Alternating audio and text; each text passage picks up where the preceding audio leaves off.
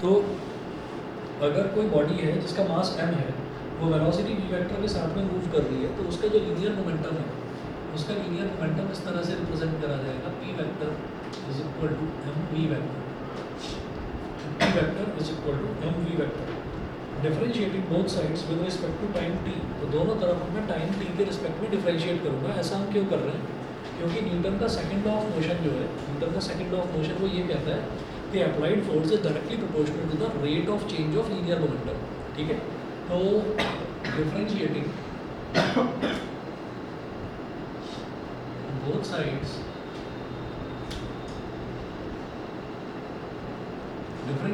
Sides with respect to T, मैंने दोनों तरफ टी के रिस्पेक्ट में डिफरेंशिएट कर दिया। तो dp vector by dt is equal to d by dt of mp vector, मतलब d by dt of p vector is equal to d by dt of mp vector. दोनों तरफ मैंने d by dt कर दिया। तो ये हो गया dp vector by dt is equal to, यहाँ पर मास कॉन्स्टेंट है तो मास तो बाहर आ जाएगा, तो वेलोसिटी जो है, वेलोसिटी ही बार बार चेंज होती रहती है, वेरिएबल होता है वेलोसिटी, तो इसलिए हमने ये कहा कि ये हो गया dv वेक्टर बाई dt। ठीक है, इसके बाद देखिएगा कि अब यहाँ पर हमने ये बोला कि जो dv वेक्टर बाई dt है, मतलब वेलोसिटी को अगर हम डिफरेंशिएट करते हैं टाइम के रिस्पेक्ट में, तो एक्सेलरेशन आ जाता है। एक मिनट, दिव्यांका एक बार दोबारा कनेक्ट करके देखो, इधर ठीक दिखा रहा है वीडियो, मेरी आवाज आ रही है? Yes sir. मैंने एक बार दोबारा कनेक्ट करके देख लो, इधर सही आ रहा है, मैंने जैसे लैपटॉप कनेक्ट कर रखा है तो ठीक दिखा रहा है। तो dp vector by dt is equal to m dv vector by dt, तो इसको लिखेंगे dp vector by dt is equal to m a vector. तो वेलोसिटी को जब टाइम के रिस्पेक्ट में डिफरेंशिएट करेंगे तो वो एक्सेलरेशन आ जाता है, तो dv बाई dt क्या हो गया? एक्सेलरेशन हो गया। अच्छा, इसके बाद इसको मैंने बोल दिया इक्वेशन नंबर 1, इसको इक्वेशन नंबर 1 बोल दिया। फिर हम ये कहेंगे कि अब according to Newton second law, Newton का सेकंड लॉ क्या कहता है कि applied force is directly proportional to the rate of change of linear momentum. according to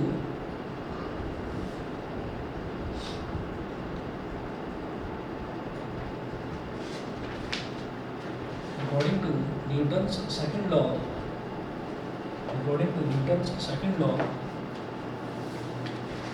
applied force is directly proportional to rate of change of linear momentum, rate of change of linear momentum. तो applied force जो है, applied force क्या होता है? F vector बोल दीजिए, is directly proportional to rate of change of linear momentum. किसी भी चीज़ का रेट ऑफ चेंज अगर निकालते हैं तो उसको आप डी बाई डी टी कर दीजिए, मतलब उसको डिफरेंशिएट कर दीजिए तो रेट ऑफ चेंज हो जाएगा। तो D P vector by D T. तो यहाँ पर मैंने कुछ भी नहीं करा, यहाँ पर मैंने मोमेंटम का फॉर्मूला लगाया है, P is equal to M V. फिर क्या करा, मुझे पहले से ही पता था कि applied force rate of change of linear momentum के डायरेक्टली प्रोपोर्शनल होता है, ये न्यूटन का सेकंड लॉ है। तो हमने क्या करा कि इसको दोनों तरफ हमने टी के रिस्पेक्ट में डिफरेंशिएट कर दिया। तो टी का क्या हो गया? D P by D T, और एम वी वैक्टर का क्या हो गया? D by D T of M V vector. यहाँ पर एम कॉन्स्टेंट है, एम बाहर आ गया, तो ये क्या बचा? D V by D T. D V by D T हमने फर्स्ट चैप्टर में कराया कि वो एक्सेलरेशन के बराबर होता है, तो एम इंटू एक्सेलरेशन हो गया। तो D P vector by D T is equal to M A vector, ये हो गया। फिर न्यूटन का सेकंड लॉ कहता है कि applied force is directly proportional to rate of change of linear momentum. तो F vector is directly proportional to D P vector by D T, ये लिख दिया। अब क्या करेंगे? डी P vector by D T की वैल्यू जो इक्वेशन नंबर 1 से है वो यहाँ सब्सटीट्यूट कर देंगे। तो F vector is directly proportional to M A vector, ये हो गया। तो एफ वेक्टर, अब प्रोपोर्शनलिटी साइन हटाकर कांस्टेंट लगा दिया के, तो के एम ए वेक्टर।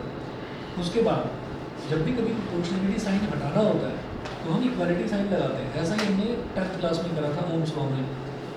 कि v is directly proportional to i, ये कहा था। तो फिर हमने कहा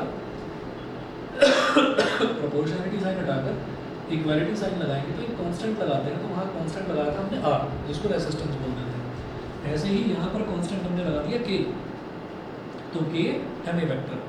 अब जो ये कांस्टेंट k है, इस कांस्टेंट को इंटरनेशनली पूरी जगह पूरे वर्ल्ड में ये एक्सेप्ट करा जाता है, ये माना जाता है कि इसकी वैल्यू 1 है। तो f vector is equal to ma vector होगा, f vector is equal to ma vector, बस इतना क्लियर है ना? ठीक है, ये वही चीज़ है जो लास्ट टाइम हमने करी थी, सेम। ठीक है, ऑनलाइन वाले बता दीजिए भाई, क्लियर है यहाँ तक?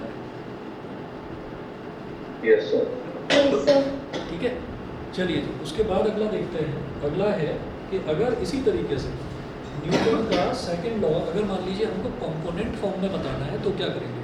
तो कंपोनेंट फॉर्म में किसी भी चीज़ को हम तब बताएंगे जब हमारे पास वो उसके कंपोनेंट्स अलग अलग दे रखे होंगे, यानी कि वेक्टोरिकली बताना है। वेक्टोरिकली कैसे बताएंगे देखिएगा।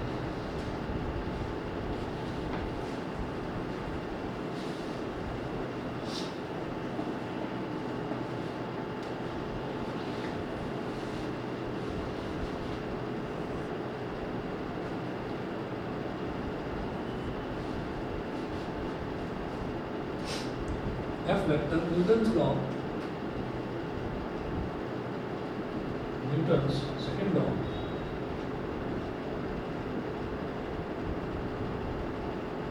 in component form,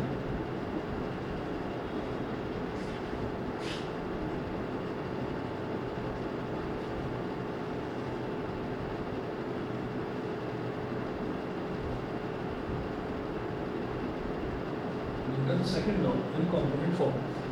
तो इसमें है in terms of their rectangular components, the force, momentum and acceleration vectors can be expressed as। तो बड़ा आसान है, किसी भी वेक्टर को रेक्टेंगुलर कंपोनेंट्स के टर्म्स में कैसे रिप्रेजेंट करा जाता है। जैसे F वेक्टर है, तो उसको हम क्या बोलेंगे? fx i cap plus fy j cap plus fz k cap, ये हो गया। ठीक है ना? सर आपकी वीडियो क्लियर है? भाई वीडियो में फिर तो कुछ दिक्कत ही आ रही है, मुझे लग रहा है आज ये दिव्यांका भी ने भी बताया, तुमने भी बताया, क्या बताओ कैसे करते? हाँ, अरे नेट मैंने बहुत अच्छा दे रखा है, और ये इसको ना मैंने लैपटॉप भी कनेक्ट कर रखा है साथ में, तो उसमें बिल्कुल सही दिखा रहा है। वीडियो तो आपके पास है तो सही दिखाएगा, वो इंटरनेट के चक्कर में हो गया। ये नहीं, इंटरनेट से कनेक्टेड है उनका सोच ये रहा जो हो सकता है, पर दो बच्चों ने बताया, पता नहीं। दोनों में सोच रहा हूँ। देख लो भाई, चिराग रिकनेक्ट करके देख लो। दिव्यांका अभी ठीक है? No, sir. अभी भी दिक्कत आ रही है, बताओ क्या करेंगे? एक बार सर आज दिक्कत ही है, मतलब कुल मिला कर रहा है। इसके ऊपर वो कर लो, क्या कहते हैं, फटाफट को बाहर निकाल के वापस लगा। अरे सारा सिस्टम सब गड़बड़ हो जाएगा, दोबारा लगा दिया तो। जैसा कि हाँ, कुछ और पर स्टार्ट कर देंगे तो हो जाएगा काम। तो बैटरी खराब है बैटरी तो ठीक है। फटाफट वाईफाई ये वाला कह रहे हो? अच्छा, ये तो मैंने 5G के लिए लगा रखा है। हाँ आपका इससे कनेक्टेड होगा ना वाईफाई। हाँ, इससे कनेक्टेड करके देख लो भाई, एक बार रीस्टार्ट करके देख लो, रिकनेक्ट करके देख लो, क्या बताओ?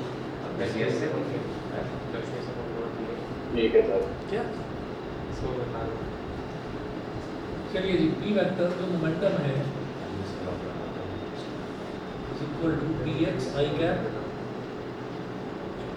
Plus py j cap plus pz k cap. फिर a वेक्टर एक्सेलरेशन, एक्सेलरेशन भी एक वेक्टर क्वांटिटी है, तो इसको भी कैसे लिख सकते हैं? ax i cap plus ay j cap plus az k cap, ये हो गया। अच्छा, अब the vector form of Newton second law is, अब अगर मैं वेक्टर फॉर्म देखता हूँ,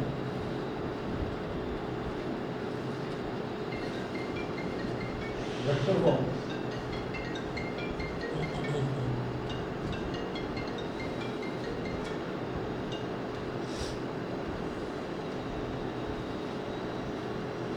of Newton's second law, vector form of Newton's second law is F vector is equal to dp vector by D T, D P vector by D T, और इसी को हम M A vector भी बोलते हैं, D P vector by D T या M A vector भी बोलते हैं। तो अब आप ये देखिएगा कि इसी को हम किस तरीके से लिख सकते हैं। जैसे देखिएगा कि F vector is equal to D P vector by D T is equal to M A vector, ये हमने कर लिया था कि F vector is equal to M A vector हमने प्रूव कर दिया था, और एम ए वैक्टर जो है वो D P vector by D T vector, D P vector by D T के इक्वल था। अब जहाँ जहाँ पर वेक्टर है वहाँ पर कॉम्पोनेंट्स के टर्म में लिख दीजिए उसको। तो एफ वैक्टर को कैसे लिखेंगे, F X I cap plus F I J cap F Z K cap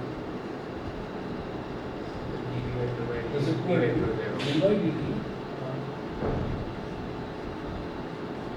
E X I cap plus P Y J cap plus P Z K cap, ये हो गया। और is equal to M A vector, यानी कि M और ए vector की जगह क्या हो गया, B X I cap plus A Y J cap plus A Z K cap.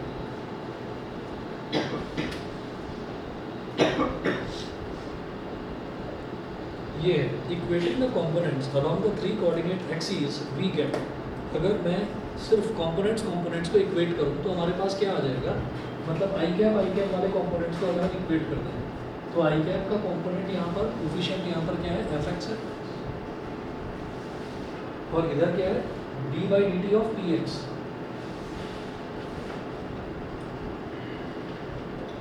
D by D T of P x, ठीक है। और इधर क्या है, एम इंटू डी एक्स, तो एम ए एक्स। इसी तरीके से अगर मैं एफ वाई निकालूँ तो वो क्या हो जाएगा, D by D T of P Y is equal to M A Y. फिर अगर एफ जेड निकालें तो D by D T of P Z is equal to M A Z, ये हो गया। तो एफ एक्स एफ वाई और F Z ये हो गया, ठीक है ना। बस इतना ही आपको निकाल कर दिखाना है इसमें कि अगर वेक्टर फॉर्म में आपको रिप्रेजेंट करना है तो वेक्टर फॉर्म में इस तरीके से करेंगे। डेरिवेशन आते हैं छोटे छोटे ये वाले तो वैसे डेरिवेशन आते हैं, डेरिवेशन काफ़ी आते हैं, ठीक है। अब अगला टॉपिक हम करेंगे, अगला टॉपिक बड़ा इंपॉर्टेंट है, पेज नंबर 12 पर देखिएगा। ये जैसे लीनियर मोमेंटम वाला था या F is equal to M A वाला था, ये कहीं ना कहीं आपने 9th क्लास में भी पढ़ा होगा। अब जो नया वाला करवा रहा हूँ वो है इम्पल्स, ठीक है। तो पेज नंबर 12 पर है impulse.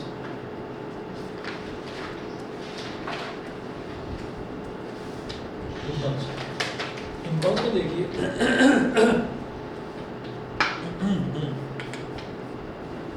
impulse is the total effect of a large force which acts for a short time to produce a finite change in momentum. Total effect of a large force which acts for a short time to produce a finite change in momentum. It is defined as the product of the force and the time for which it acts and is equal to the total change in momentum. ये total change in momentum के equal होता है impulse, ठीक है। तो जैसे हमने ये देखा था, जब एक बहुत बड़ी फोर्स बहुत जरा से टाइम ड्यूरेशन के लिए इसके ऑब्जेक्ट पर एक्ट करती है तो जो इफेक्ट प्रोड्यूस होता है उसको हम इम्पल्स बोल देते हैं। जैसे हम क्रिकेट खेल रहे हैं और क्रिकेट खेल रहे हैं, अब ये हुआ कि हमको बॉल मिल गई हमारे मतलब की। अब हमने कहा कि ये बॉल तो इतनी अच्छी आ गई है कि अब हम बहुत अच्छे से इसको बाउंड्री के पार पहुंचा देंगे। तो बाउंड्री के पार ऐसे ही थोड़ी पहुंचाएंगे, हल्का सा बैट लगा दिया उसको, जोर से मारना पड़ेगा। तो जोर से मार रहे हैं इसका मतलब लार्ज फोर्स, और जब लार्ज फोर्स जब हम लगाते हैं बहुत तेज उस पर फोर्स लगाते हैं तो एक बहुत छोटे से टाइम ड्यूरेशन के लिए ही बैट जो है वो बॉल को टच करता है। ऐसा थोड़ी है कि बैट को घुमाया और फिर खुद भी घूम गए उसके साथ। भाई अगर खुद भी घूम गए तो इसका मतलब क्या है कि आपने तो बॉल को टच करा, बॉल को टच करके आप लेकर घूम गए उसको, तो वो फिर इम्पल्स नहीं बन पाएगी कुछ भी।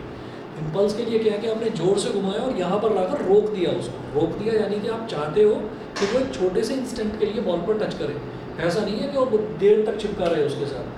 तो जब आपको देर तक करना होता है तो क्या उसको स्वीप बोलते हैं ना, स्वीप के जब थोड़ा हल्का सा मारना होता है तो आप लंबे ड्यूरेशन के लिए उसको टच करके रखते हो बैट को बॉल के साथ में।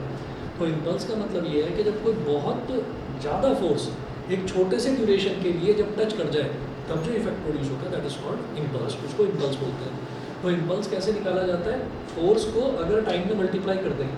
तो अब हमने ना एक चीज़ देखी कि ये फोर्स है और ये dt क्या है, dt है बहुत छोटा सा टाइम ड्यूरेशन, ठीक है, छोटा सा टाइम। हमने यही तो कहा कि बहुत ज़्यादा फोर्स है और छोटे से टाइम ड्यूरेशन के लिए अगर वो अप्लाई हो जाए, तो अगर इन दोनों को मल्टीप्लाई करते हैं F इंटू डी टी, तो वो हमारे लिए एक नया टर्म बना देता है, उसको हम बोलते हैं इम्पल्स। इसको इधर ले आएंगे तो वो किसके इक्वल हो जाएगा, dp के इक्वल। मैं इक्वल इस वजह से बोल रहा हूँ क्योंकि यहाँ पर जो कांस्टेंट है वो कांस्टेंट की है जिसको हमने 1 मान लिया। तो अगर मैं यहाँ प्रोपोर्शनलिटी साइन की जगह अगर मैं इक्वालिटी साइन में लगा दूँ तो कोई प्रॉब्लम नहीं होने वाली, ठीक है ना। क्योंकि देखिएगा dp बाई dt इसकी वैल्यू तो ma है भाई, dp ये जो dp बाई dt है इसकी वैल्यू तो ma है, और जो बीच में प्रोपोर्शनलिटी साइन है वो इसका कुछ बिगाड़ नहीं पाया, क्योंकि इंटरनेशनली फोर्स की और एक्सेलरेशन की यूनिट्स कुछ इस तरीके से ली गई कि k की वैल्यू 1 आ गई, ठीक है। तो F is equal to ma हो गया, F is equal to ma हो गया। अब आप ये देखिएगा कि यहाँ पर जैसे F is equal to ma हो गया, तो हमने ये कहा कि हम F is equal to dp by dt बोल सकते हैं। तो देखिएगा ऐसा ही है, impulse is equal to force into time duration is equal to total change in momentum. तो dp का मतलब क्या है, चेंज इन मोमेंटम, ठीक है। तो impulse is a vector quantity denoted by j vector. तो जो इम्पल्स है ये एक वेक्टर क्वांटिटी है और उसको j वेक्टर, कैपिटल J, उसके ऊपर एरो लगा दीजिए। तो इससे इसको रिप्रेजेंट करते हैं। Impulse as the product of force and time. तो इम्पल्स जो है वो फोर्स और टाइम का प्रोडक्ट होता है, वो ज़्यादा दिखाएंगे अगले फॉर्मूले में। तो देखिएगा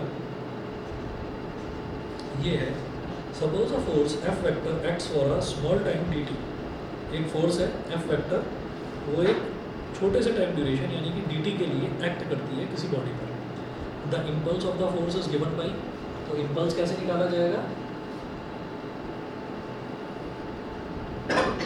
dj वेक्टर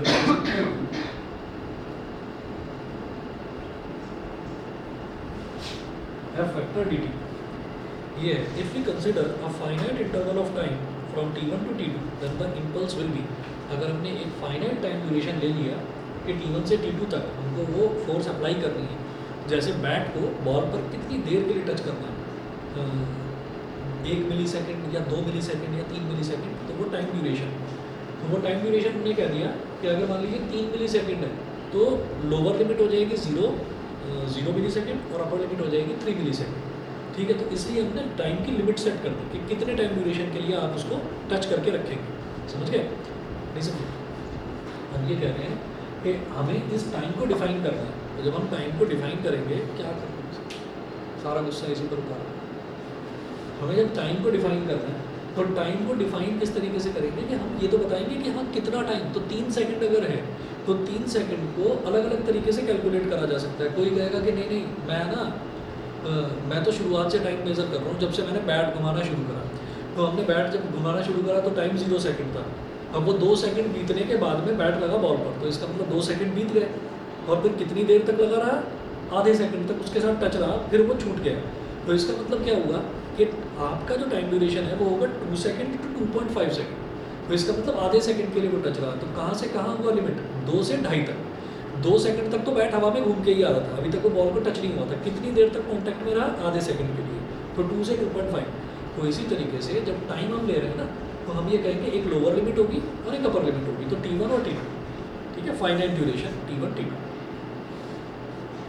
तो if we consider a finite interval of time from T1 to T2 then the impulse will be, impulse क्या होगा, जब भी छोटी वैल्यू से बड़ी वैल्यू निकालनी होती है तो इंटीग्रेट करते हैं। तो j वेक्टर है तो dj वेक्टर एक छोटा इम्पल्स है, तो इंटीग्रेशन ऑफ dj वेक्टर को इंटीग्रेट करेंगे यानी कि integration of f vector dot dt, इधर t1 है और t2 ये। उसके बाद वो बोल रहे हैं if f average is the average force then, अगर एवरेज फोर्स है, फोर्स वेरिएबल होती है, तो हमने कहा कि एक एवरेज फोर्स निकालना है। चलिए f एवरेज होगी तो j vector is equal to integration T1 to T2 f average vector और ये dt। f एवरेज क्यों लिया है, f एवरेज इस वजह से लिया है कि हम एक कहते हैं कि एवरेज फोर्स है। हम ये कहेंगे कि हमने फोर्स लगानी जब शुरू करी बैट में, जब हमने फोर्स लगानी शुरू करी तब फोर्स ज़्यादा थी, थोड़ी देर बाद वो फोर्स थोड़ी कम हो गई, वेरिएबल हो गई, हमने कहा नहीं एक एवरेज फोर्स मान लीजिए। तो एवरेज फोर्स ले लिया तो वो कांस्टेंट वैल्यू होती है, तो उसको निकाल लिया बाहर। तो जी वेक्टर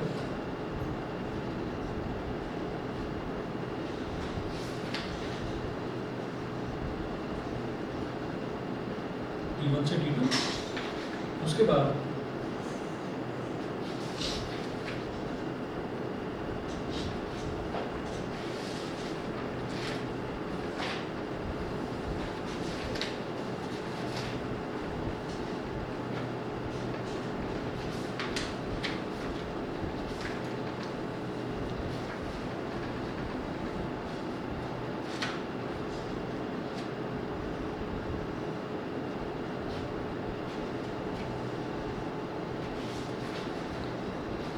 तो J vector is equal to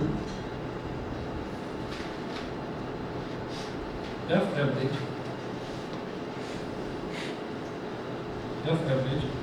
और dt को जब इंटीग्रेट करेंगे तो क्या आ जाएगा, T आ जाएगा।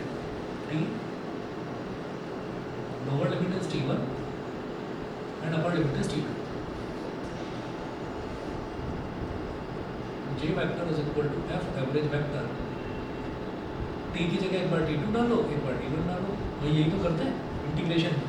तो T2 माइनस T1, ठीक है। अब ये जो T2 माइनस T1 है ये बहुत छोटा सा टाइम ड्यूरेशन होगा, तो इसको डेल्टा T बोल दिया। तो J vector is equal to F average multiplied by delta T, where delta T is equal to T2 minus T1, ठीक है। तो आपको बस यही करके दिखाना है कि impulse as the product of force and time, कि इम्पल्स जो है वो फोर्स और टाइम का प्रोडक्ट कैसे है, वो चीज़ करके दिखानी है। क्लियर, ठीक है, समझ गए कि नहीं? दोबारा समझ लो। वही हमको क्या बताना है कि इम्पल्स जो है वो फोर्स और टाइम का प्रोडक्ट होता है, तो वही चीज़ दिखानी है यहाँ पर। तो dj vector is equal to F vector dot dt, ये कर दिया। अब मैं टोटल इम्पल्स, हाँ स्मॉल टाइम ड्यूरेशन dt, क्योंकि छोटे से टाइम ड्यूरेशन के लिए ही हम फोर्स अप्लाई कर रहे हैं। अब क्या करेंगे कि जब dj वेक्टर है तो इससे जब मैं j वेक्टर निकालना चाहूँगा तो मैं उसको इंटीग्रेट करूँगा। तो j vector is equal to integration of dj vector is equal to integration of dj vector की जगह क्या आ गया, f vector dt, f vector dt आ गया। अच्छा, अब f वेक्टर की जगह मैंने लिख दिया f एवरेज, ठीक है। फोर्स है, फोर्स को मैंने एवरेज फोर्स मान दिया।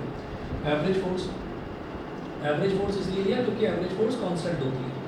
एफ एवरेज को बाहर निकाल लिया, dt इंटीग्रेशन T1 से T2, जब dx का इंटीग्रल x होता है तो dt का इंटीग्रल x हो जाए, dt का इंटीग्रल t हो जाएगा। तो dt का इंटीग्रल t हो गया, lower limit is T1, upper limit is T2, T1 से T2।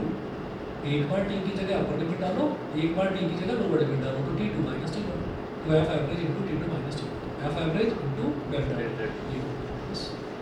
क्लियर है ना? ठीक, अगला देखते हैं। अगला है इम्पल्स मोमेंटम थ्योरम।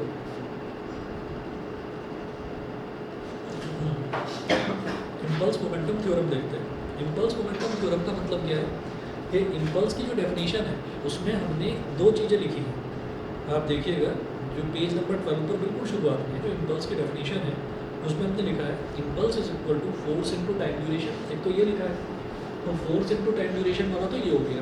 दूसरा टोटल चेंज इन मोमेंटम, तो आप टोटल चेंज इन मोमेंटम के बराबर प्रूव करेंगे। तो वो देखिए कैसे करेंगे। Impulse momentum theorem, according to Newton's second law of motion, applied force is equal to rate of change of momentum.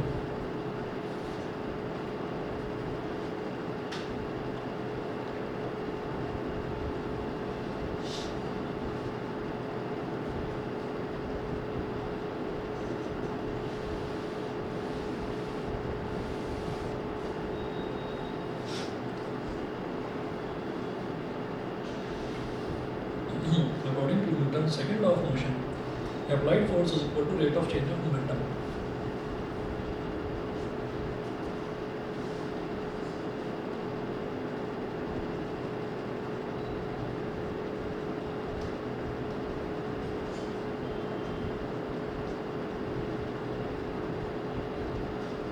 Applied force क्या है, F vector. Rate of change of momentum क्या है, dp vector by dt, dp vector by dt, ठीक है। अब ये क्या हो जाएगा, यहाँ से हम ये कहेंगे डी टी को इधर ले आओ, तो F vector into d T is equal to D P vector, ये हो गया। फिर हमारे पास ये है if in time 0 to t, अब टाइम हमारे पास जैसे यहाँ पर टाइम इंटरवल हमने क्या लिया था, t1 से t2 लिया था, अब मैं टाइम इंटरवल ले रहा हूँ 0 से t। तो इफ इन टाइम 0 से t the momentum of the body changes from p1 to p2, momentum जो है वो p1 से p2 हो जाता है, चेंज हो जाता है, ठीक है। Then integrating the above equation within these limits we get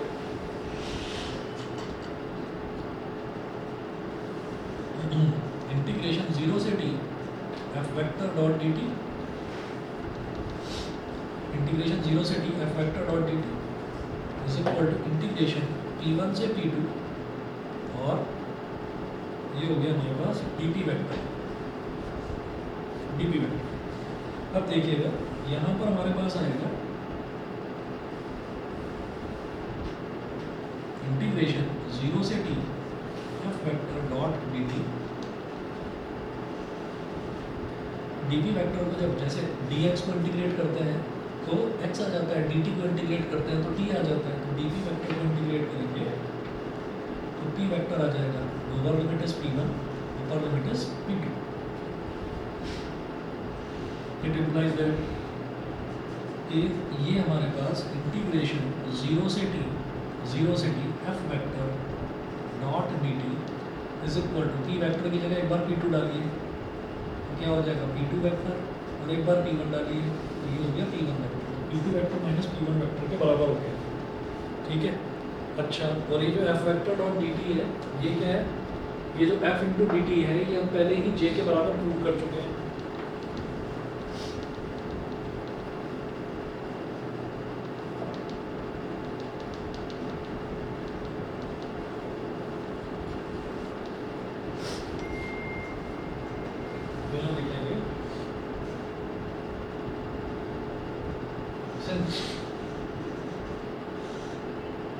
integration 0 से t F vector dot D T is equal to J vector, वो इम्पल्स के बराबर होता है, देयरफॉर इस F vector dot D T की जगह पर इंटीग्रेशन 0 से t F vector dot D T, इसकी जगह आप लिख दीजिए impulse J vector is equal to p2 vector minus p1 vector. तो this proves impulse momentum theorem, मतलब impulse is equal to change of momentum of a body, बस। तो J vector is equal to p2 vector minus p1 vector हो गया। बताइए clear है, समझ गए? thus the impulse of a force is equal to the total change in momentum produced by the force. This relationship between impulse and momentum is known as impulse momentum theorem. इसको बोलते हैं impulse momentum theorem।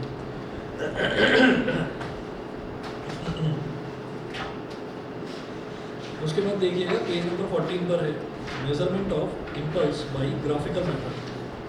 तो graphical method जो है, graphical method से हम impulse को कैसे कैलकुलेट करेंगे वो देखिएगा।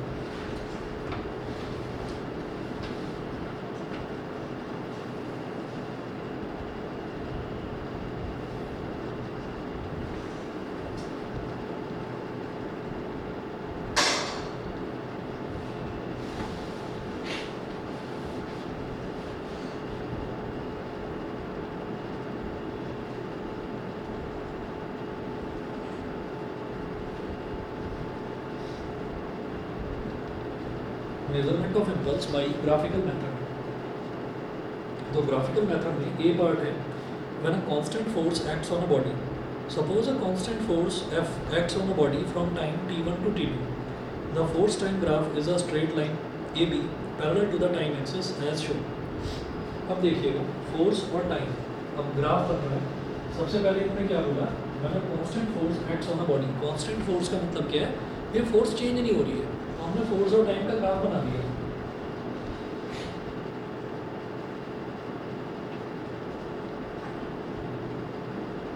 पहला केस ले रहे हैं मतलब constant force act on a body, तो कांस्टेंट फोर्स वाला केस ले रहे हैं।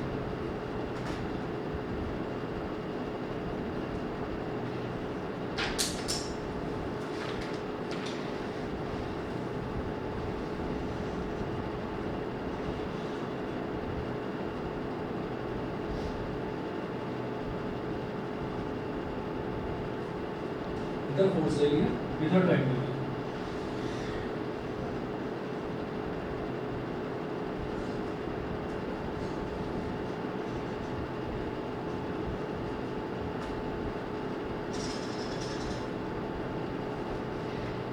ये हो गया ए, बी, सी और डी। इधर टाइम है t1, ये वाला टाइम है t2। इधर ओरिजिन ले लिया हमने O।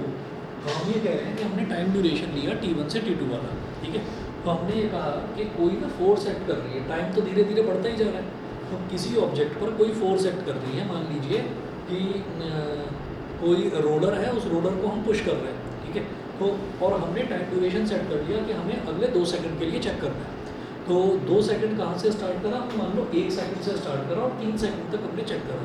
तो हम एक जैसा ही फोर्स लगा रहे हैं। तो आप ये देखिए टाइम धीरे धीरे बढ़ता गया, लेकिन हमारी फोर्स जो है वो फोर्स सेम रही। फोर्स कहाँ पर दिखाई देगी, वाई एक्सिस पर दिखा रहा हूँ ना फोर्स। तो वाई एक्सिस पर जो फोर्स है वो चेंज नहीं हो रही। अगर फोर्स चेंज होती, यानी कि कभी तेज फोर्स लगाते, कभी धीरे फोर्स लगाते, तो अगर फोर्स चेंज होती तो ये ग्राफ जो है ये ऊंचा नीचा बन सकता था, टेढ़ा मेढ़ा बन सकता था। पर अगर ये स्ट्रेट लाइन बन रहा है तो इसका मतलब क्या है कि टाइम धीरे धीरे बढ़ता जा रहा है, लेकिन फोर्स इसी पॉइंट पर है। इतने टाइम के लिए भी फोर्स यहाँ, इतने टाइम के लिए भी फोर्स यहाँ, और टाइम बढ़ गया फोर्स यहाँ, और टाइम बढ़ गया फोर्स यहाँ, यानी कि फोर्स कांस्टेंट। तो जब कभी कांस्टेंट फोर्स हमको मिलेगी तो कांस्टेंट फोर्स में अगर हमसे ये पूछा जाए कि आप इम्पल्स कैलकुलेट करें, तो आपको क्या करना है, ये जो भी ग्राफ दे रखा है, ग्राफ एक्चुअली ये है, ये जो स्ट्रेट लाइन दे रखी है, ये डॉटेड लाइन हमने किसलिए बनाई है कि इसके नीचे का अगर आप एरिया कैलकुलेट करेंगे तो वही इम्पल्स आ जाएगा। तो impulse is equal to area under force time graph. Force time graph के अंडर का, उसके नीचे का जो एरिया अगर आप कैलकुलेट कर लेंगे तो आपके पास सीधा सीधा इम्पल्स आ जाएगा। हाँ जी, क्लियर है? ये चीज़ है। तो यहाँ पर इन्होंने बोला एरिया ऑफ रेक्टेंगल। अब ये ऐसा क्यों करा, ये देख लीजिए। एरिया ऑफ रेक्टेंगल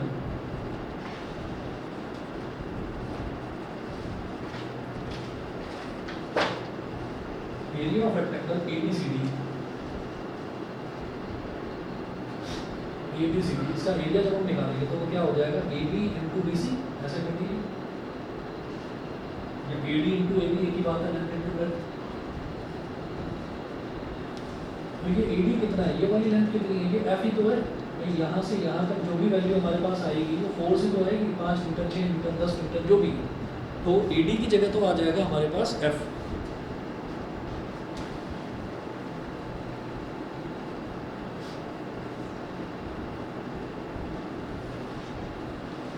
AD की जगह तो आ जाएगा F, ठीक है। और मल्टीप्लाई बाई AB। AB कितना हो जाएगा, ये टाइम ड्यूरेशन। तो ये वाला जो लेंथ है मतलब T1, और ये यहाँ से और ओरिजिन तक का जो है ये T2। तो T2 में से T1 सब्ट्रैक्ट कर दीजिए तो ये बीच वाला आ जाएगा, यानी कि AB आ जाएगा। तो T2 माइनस T1।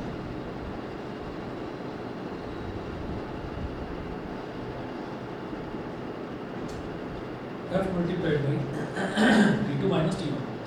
तो magnitude of impulse of force in time interval T। तो ये हमारे पास इम्पल्स आ गया सीधे सीधे। ये हमने देखा भी है कि अगर F multiplied by T2 minus T1 करेंगे तो वो सीधा सीधा इम्पल्स आ जाएगा। तो अगर आप फोर्स टाइम ग्राफ के नीचे का एरिया निकालोगे तो इम्पल्स आ जाएगा। क्लियर है? उसके बाद जो अगला है वो अगला है हमारे पास when a variable force acts on a body. तो जब कोई वेरिएबल फोर्स किसी बॉडी पर एक्ट करेगी तब भी इम्पल्स ऐसे ही निकाला जाएगा।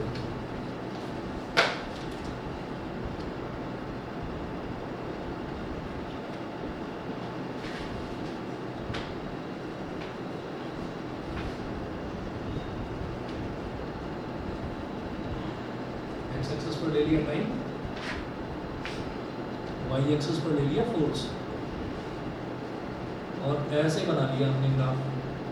तो इसका मतलब क्या है, जब और टाइम ड्यूरेशन जो है वो हमने ऐसे ले ली, ये इसको बोला पॉइंट को A, इसको B और इसको C, ठीक है। यहाँ पर जो टाइम है उसको बोल दिया T1,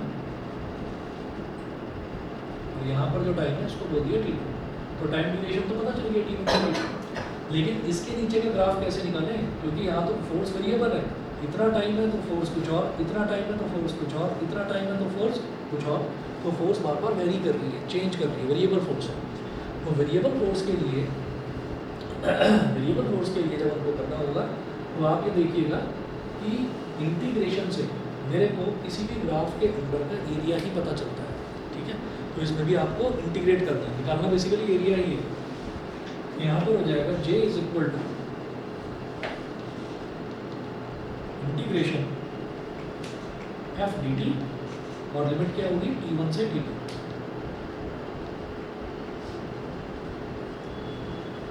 तो कोई भी ग्राफ हो उसको अगर मैं इंटीग्रेट कर देता हूँ तो उसको जिसके रिस्पेक्ट में इंटीग्रेट करा जाता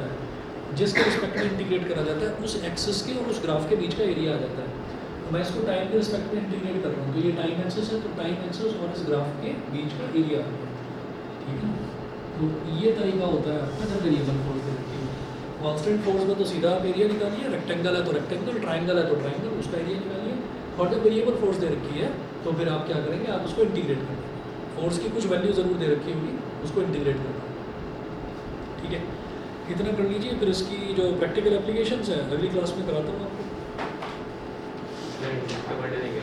हाँ, मेरे को मालूम ही नहीं है, सही बता। सर FBT कौन सा टॉपिक में आएगा? कौन सा? FBT नहीं, Free body वो diagram। अच्छा फ्री बॉडी डायग्राम FBT है वो। सर वो ट्रिग्नोमेट्री क्वेश्चन हाँ, पेपर है, वो इसमें है ट्रिग्नोमेट्री क्वेश्चन पेपर है जो टेस्ट किया था। भेजूँ, तुमने तो याद ही नहीं दिलाया, अभी देखो।